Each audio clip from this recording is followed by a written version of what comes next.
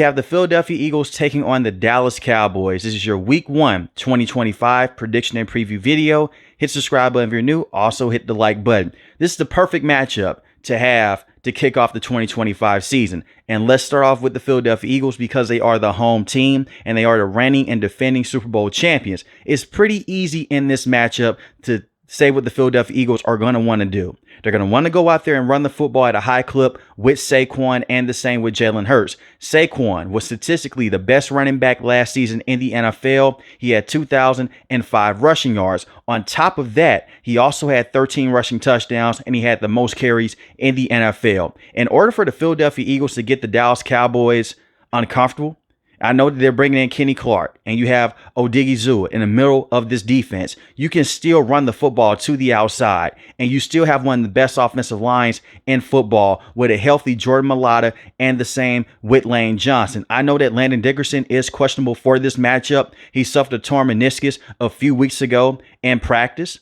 But if he can play in this matchup, that would be great. He's one of the best left guards in the NFL. And even if he does miss this game, it's not going to be a huge blow for the Philadelphia Eagles. And don't get me wrong, Landon Dickerson is an amazing player. But as long as you have Jordan Mailata, and as long as you have Lane Johnson, you're going to be in a great situation, especially with Lane Johnson. Dating back to when they had Carson Wentz as their starting quarterback, whenever Lane Johnson missed time, their offense took a major step back. But when he is on the field, they are one of the most dominant offenses in the NFL since they drafted him many years ago. So even with the questionable injury with Landon Dickerson, you can still run the football at a high clip towards the middle of the field and towards the outside. And this is a special thing with Saquon. He can dip his toe into the ground. Those cuts to the outside, they're dangerous. We saw him do this at a high clip last year with Philly, and the same with the New York Giants early on in his career.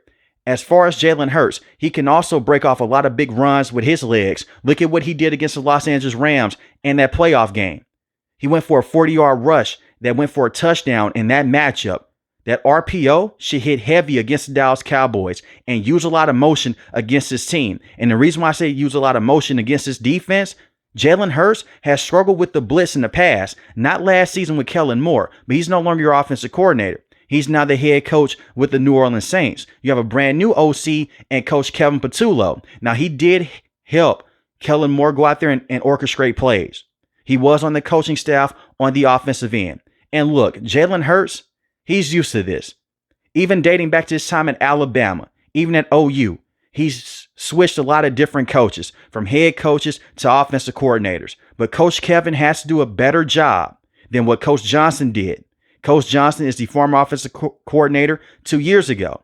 Jalen Hurts struggled immensely against the blitz that season because it was a bunch of generic play calls, a bunch of curls, a bunch of slants.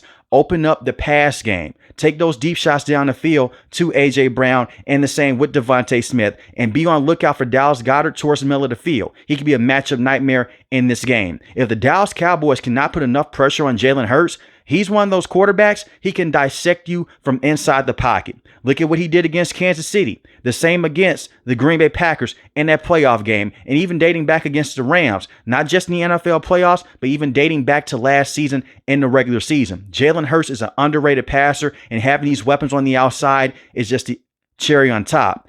A.J. Brown's one of the best wide receivers in the game. Devontae Smith is one of the best route runners in the game. Outside of those wide receivers, you have some question marks there. But Jahan Dotson has shown some solid ability. He's not going to be that consistent number 3 target over and over again. But against this Dallas Cowboys team, I do like him in this matchup if they focus all in on A.J. Brown and Devontae Smith. But you have to use motion and just pay attention to how Jalen Hurts will look against the blitz in this game. But offensively, run the football, limit those turnovers, and use time possession to your advantage. Go back and look at what the Philadelphia Eagles did against the Steelers in the regular season. They just kept running the football over and over again in the second half. And when you keep the ball on your side and you can constantly score, when you go against this type of defense, this could be an easy win for the Philadelphia Eagles. Now, when you take a look at their defense, Continuity is still here. Vic Fangio is still the defensive coordinator. Did a phenomenal job last season. This is one of the best defenses in football in terms of pass rush win rate and their secondary in general. Now, you no longer have Milton Williams, who was a phenomenal defensive lineman last season against the run and getting to the passer. And you no longer have Darius Slay, the veteran in the secondary. But let's start off with the front seven. The one thing that I love about the Philadelphia Eagles, they didn't have one guy that just went out there constantly and got to the quarterback. It was a group effort. And you also lost Josh Sweat in free agency. But you still have a bunch of pass rushers that can get to Dak Prescott. Nolan Smith, very good do-it-all linebacker. 6.5 sacks last year, 1 forced fumble. And he's also a very good player in coverage. Don't play with him. He can flip his hips back in coverage, and he can make a lot of good plays. Zach Bond had an all-pro year last year. He was statistically the best linebacker with the Philadelphia Eagles last season and one of the best players at his position in general. Be on the lookout for him. When you face the Dallas Cowboys team, the Cowboys last season, they did not have a consistent run game. You did have a 1,000-yard rusher. But we're saying this in 2024, 2025. A 1,000-yard rusher is not the same as a 1,000-yard rusher in 2015, 2016 because they expanded the season. Make the Dallas Cowboys one-dimensional. Force Dak Prescott to beat you. And the more times he throws a football in the air, you have such a strong secondary and such a strong front seven that can get to him on a consistent basis, and he could possibly be turnover prone in this matchup. But Jalen Carter, Jordan Davis, that can be a very good 1-2 punch in the interior of this defense in terms of stopping the run and putting a lot of pressure on Dak towards the middle of the field. And if he escapes to the outside, you have Zach Bond right there waiting on him, and the same with Nolan Smith. Nakobe Dean is out for this matchup. He's dealing with an injury, and Nakobe Dean is one of the best players in that front seven. But even without him, you still have some strong support there. You selected Jahad Campbell in the first round, a phenomenal linebacker coming out of Alabama. I know he's a rookie. Don't want to put too much stock in rookies in week one, but he's one of those dual threat type of players on that side of the ball. Very good in pass coverage against tight ends, can come off the edge, and he can be your premier pass rusher. And you have Azeez Ojulari, who was a very good productive player last season with the New York Giants as just being a rotational player coming off the bench, and he could be a solid starter for you also. As far as the secondary, like I mentioned before, no more Darius Slay, but this is why you go out there and you draft players like Quinyon Mitchell. This is why you go and get someone like Cooper DeJean. And the Philadelphia Eagles, you're in an amazing situation against the Dallas Cowboys matchup-wise. Not too many teams can go out there and guard CeeDee Lamb on a consistent basis every single drive. Cooper DeJean, he can be an outside corner. He can be a nickel cornerback. He can also play safety. So when they have CeeDee Lamb inside the slot, Cooper DeJean, that can be your assignment in man coverage. And he looked phenomenal last year. Quinyon Mitchell made Terry McLaurin's life a living hell, and the same with CeeDee Lamb in a couple of games last year.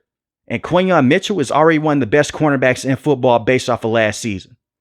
I will match him up primarily with George Pickens. If they want to move George Pickens around, you can move your secondary around. You have that versatility there. And this is the one thing with Vic Fangio. He does a lot of good things with the front seven and massing coverage on the back end with his safeties and with his cornerbacks. Reed Blankenship is also another good safety that you look at in this matchup. Blankenship last season, 4 interceptions, 6 pass deflections, 52 solo tackles. Stop the run, force Dak Prescott to put the ball in the air as much as possible, and use time possession to your advantage. And the Philadelphia Eagles could be sitting pretty. I don't see one edge rusher right now in the Dallas Cowboys that can have the same impact that Michael Parsons had before they traded him to the Green Bay Packers. But let's talk about the Dallas Cowboys here. And I understand where a lot of people are coming from. They have the Dallas Cowboys getting blown out in this matchup. I'll be careful with that narrative. Dak Prescott is coming off that hamstring injury last season, but he's fully healthy. Dak Prescott, in my opinion, is becoming a very underrated quarterback. Dak Prescott has had some explosive moments against the Philadelphia Eagles in his career. And now you bring in George Pickens, who's a true number 2 wide receiver playing alongside CeeDee Lamb. Hell, he may even be a number 1 in some people's eyes because he put up very good numbers with the Steelers. Listen to this quarterback play. Mason Rudolph, Russell Wilson, Justin Fields, Kenny Pickett, Mitch Trubisky. No shade towards those quarterbacks. I'm taking Dak Prescott over all of them right now in this stage of his career. So I expect for George Pickens to add another wrinkle to this offense. It's one more thing to talk about here. This is going to be a brand new offense. Mike McCarthy was the head coach and main offensive play caller last season. Your brand new head coach and brand new offensive play caller is Coach Brian Schottenheimer. We'll see how he calls offensive plays. And he was on this coaching staff last year. He helped Mike McCarthy go out there and orchestrate plays the same way that Coach Kevin did with Kellen Moore. But it's different. You're going against Nick Sirianni, one of the best head coaches in football. So pay attention to the little things in this matchup, the adjustments and the usage of timeouts. If I'm Coach Schottenheimer here, I'm trying to use a lot of motion to get the run game going to help out Dak Prescott. And I understand Dak Prescott's getting paid $60 million a year. You want him to go out there and have those big time moments. But every quarterback in the league, they need a run game. And I look at this offensive line with the Cowboys. On paper, they're not bad. They're just very young. I'm worried about them going against some of the veterans on the Philadelphia Eagles front seven. Tyler Guyton is questionable for this matchup. If he's able to play, that's phenomenal. He can be a premier left tackle long term in this league. Tyler Smith, very good left guard. He's an all-pro. I'm not worried about him. Cooper Beebe has some big-time moments last season at the center position. You now have Tyler Booker, who you selected in the first round, and Terrence Steele. They need this offensive line from tackle to tackle to be more consistent in the run game. Rico was not a terrible running back to have, but he wasn't a game-changing running back. He didn't have the game-changing type of plays that Tony Pollard had a few years back, and most definitely with Ezekiel Elliott within his first 2 years in the NFL. The running backs in this roster, Javonte Williams. Surprisingly, that's the type of running back that you want to have in this matchup. He's not the most explosive running back to have. He lost a lot of that juice when he tore his ACL a few years back with the Denver Broncos, but he's a battering ram. When it's 3rd and 1, 3rd and 3, give him the football. He has enough power to run behind those guards and those centers to get an extra push. That's just the power that he has. If you want to run it to the outside, I would not do that with Javonte Williams. I would do that with your rookie and Jaden Blue coming out of Texas. He's the most explosive running back in this room. And you have Miles Sanders. Miles Sanders is a former running back with the Philadelphia Eagles. Some of the best years of his career came with Philly. He hasn't been the same running back since. A lot of that is because of injuries, and he benefited because of a great offensive line with the Philadelphia Eagles. But go out there and you have to just stick with the run game. You can live by Dak Prescott, that's fine, but at least have 15 to 20 attempts in this matchup with your running backs. The run game in this offense has been so unbalanced over the last few years with Mike McCarthy calling plays. Even the same with Kellen Moore. That's why they moved on from Kellen Moore. It's time for the Dallas Cowboys to live by what they say. Have a balanced attack and play complementary football by helping out your star quarterback. And we can go back to the wide receiving room here. George Pickens, it's going to be up to him to step up on the outside and win those one-on-one opportunities. It's going to be tough, but he has that talent to get on top of cornerbacks. CeeDee Lamb, he's going to always get his because you can move him around. And speaking of CeeDee Lamb, I will run a lot of plays and a lot of end arounds with him behind the line of scrimmage just to get the Philadelphia Eagles moving from sideline to sideline and keeping them honest. And a lot of misdirection can also help you out in filling in some of those lanes and opening in some of those rushing creases for the running backs. And we've seen the Dallas Cowboys do this before over the last 2 years with Mike McCarthy being the head coach. And another player that I would not sleep on is Jake Ferguson. Last year was just dealing with so many injuries, but the year before, he was a very productive tight end. He's been a safety blanket for Dak Prescott on 3rd down, and especially in the red zone. I would target him in those short guarded situations, use play action, get the ball to Jake Ferguson and let him make moves in space. And one more player before we get to the defense here, Kevontae Turpin. He's never going to go out there and put up over 1,000 receiving yards. That's fine. But the plays that he's made before against the Washington Commanders and the same against the Houston Texans, a bunch of jailbreak screens and tunnel screens can work out into his favor. And be on lookout for him on special teams. He's very shifty in open field and he can make a lot of moves after the catch. I will be on lookout for Kevontae Turpin. They have the weapons here. Keep the Philadelphia Eagles defense off balance, and it really comes down to that offensive line protection. And can Dak Prescott continue to take care of the football? We've seen Dak Prescott in the past have very good games. 3 passing touchdowns, 0 interceptions. But he may also have a game like how he had against the Steelers last year. A bunch of turnovers, and they still win the matchup. I can tell you right now, if you have 2+ turnovers in this matchup against Philly, there's no chance that you're going to win. They're going to use time possession against you, and they're going to go out there and make sure that you're not going to be able to come back in the second half. As far as the defense here with the Dallas Cowboys, I want to say some positive things early on. I know that a lot of Cowboy fans may be upset that Micah Parsons is no longer with this roster. You may be saying, hey, Who's our best pass rushers? I'm going to tell you right now. Donovan Ezaraku. You draft him out of Boston College. He's a second-round pick. Donovan Ezaraku is not a bad pass rusher. But once again, like I said about Jahad Campbell, be careful. He's a rookie. Do you expect for him to get much going early on in the season? It may take some time, but he was a very productive player at college. Dante Fowler had 10 sacks last year with the Washington Commanders. A lot of people say that he's more so of just a scheme pass rusher. He's a system player. That's fine. Matt Eberflus has done a very good job in the past when he was a defensive coordinator and when he was the head coach of the Chicago Bears of calling very good defensive plays. Overall, his tenure with the Bears didn't work out. But when you're a defensive coordinator, all you worry about is defense. You have to scheme up pressure in this matchup with Donovan Ezaraku, Dante Fowler, Sam Williams, Marshawn Nealon. Marshawn Nealon, there's a lot of upside there with him. He got injured last year in the Steelers matchup. He hurt his knee. But before he hurt his knee, he looked very good. He was supposed to come in and be the DeMarcus Lawrence replacement, who you no longer have. He left in free agency. He's now with the Seattle Seahawks. And you have James Houston, who has had some good plays here and there with the Detroit Lions. You can find a way to scheme up a pass rush. It's going to be tough because you're going against a great offensive line in Philly, and the simple fact that Jalen Hurts can move around and make a lot of plays on the run. But you have athletic linebackers that can stick up with him, and Kenneth Murray, and the same with Jack. It's not a terrible matchup completely for the Dallas Cowboys. You have a chance here. You just can't get behind the 8 ball. Because if you can't go out there and you can't stop the run, that's when you're going to really be in trouble. Because you can't pin your ears back and get to the quarterback. And speaking of stopping the run, Kenny Clark, Odigizua, and Mozzie Smith, those are your 3 top defensive tackles.